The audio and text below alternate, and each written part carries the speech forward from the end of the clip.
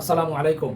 প্রিয় দর্শক, বিএনপি জামাত আপনাদের প্রতি আমার অনুরোধ থাকবে, বিএনপি জামাতের নেতাকর্মীদের প্রতি অনুরোধ থাকবে 12 তারিখ নির্বাচন উপলক্ষে আপনারা কেউ ঝগড়াঝাটিতে লিপ্ত হবেন না। আপনারা সামান্য ক্ষমতার জন্য কেউ মারামারি করবেন না এবং জোর জুলুম করে কেন্দ্র দখল করার চেষ্টা করবেন না। আপনারা এই বিগত 17 বছরে জোর জুলুম করে ক্ষমতা নেওয়ার পরে কি হয়েছে সেখান থেকে আমাদের সকলের শিক্ষা নেওয়া উচিত। তাই বিএনপি আওয়ামী লীগ জামাত সবাই আমরা ভাই ভাই চরমনাই। বিএনপি আওয়ামী লীগ জামাত চরমনাই সবাই আমরা ভাই ভাই। কারণ আমরা পাড়া মহল্লায় সবাই আছে, কেউ কাউকে বাদ দিয়ে আমাদের সমাজ চলবে না।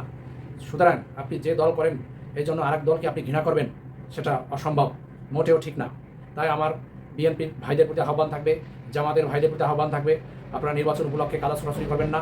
আমরা পাড়া মহল্লায় গ্রামে গঞ্জে শহরে বন্দরে আমরা একত্রে বসবাস করব এবং ক্ষমতা সুন্দরভাবে হস্তান্তর হবে।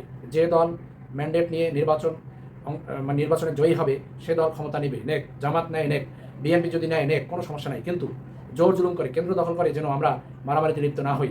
আমরা একটা ভাইকে কেন মারবো? এই মানুষটাকে আপনি আমরা যে কেউ যদি মারলো তাহলে আল্লাহর কাছে জবাবদিহি করতে হবে অন্যায়ভাবে মারলে। কারণ মহান আল্লাহ তাআলা একটা মানুষকে বানাইছেন আদর করে, মায়া করে, যত্ন করে পৃথিবীতে বেঁচে থাকার জন্য, এবং আল্লাহর কিছু বিধিবিধান আছে সেই নিয়মকানুন পৃথিবীতে পালন করার জন্য আল্লাহ মানুষকে পৃথিবীতে পাঠাইছে। আমি একটা মানুষকে তৈরি করতে পারি না, তাহলে আমরা আল্লাহর তৈরি সৃষ্টিকে আমরা কেন মারবো? আমরা যদি মারতে যাই তাহলে আমরা কিন্তু কাল হাসরের ময়দানে জবাবদিহিতার কাঠগড়ায় দাঁড়াবো। সুতরাং আপনি যাকে মারলেন তার স্ত্রী আছে, তার ছেলে আছে, মেয়ে আছে, তার বাবা আছে, মা আছে, তার এতিম হয়ে যাবে এবং তারা অনেক কষ্ট পাবে। দেখেন, একটু বিবেক দিয়ে চিন্তা করেন, আজকে মারা গেলে কালকে কবরে চলে যেতে হবে। সুতরাং স্বাভাবিক মৃত্যু একটা ভিন্ন বিষয়, কিন্তু আপনার হাতে আরেকজনের হাতে মানুষ কেন মারা যাবে? এইটা যেন আমরা না করি।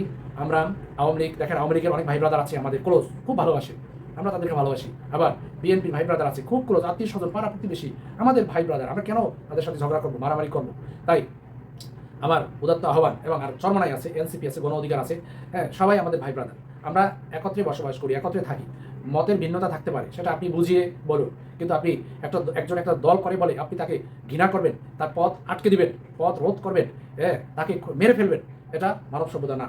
এটা কোনো রকমই বিবেকের কাজ না, এটা বিবেক বিবর্জিত কাজ এবং এটা শয়তানের কাজ। তাই এই কাজ করা যাবে না। সকলের প্রতি উদাত্ত আহ্বান থাকবে, আপনারা মিলেমিশে নির্বাচন হইতে দেন। এখানে জোর জুলুম ঝগড়াঝাড়ি কারো পথ আটকানোর দরকার নাই।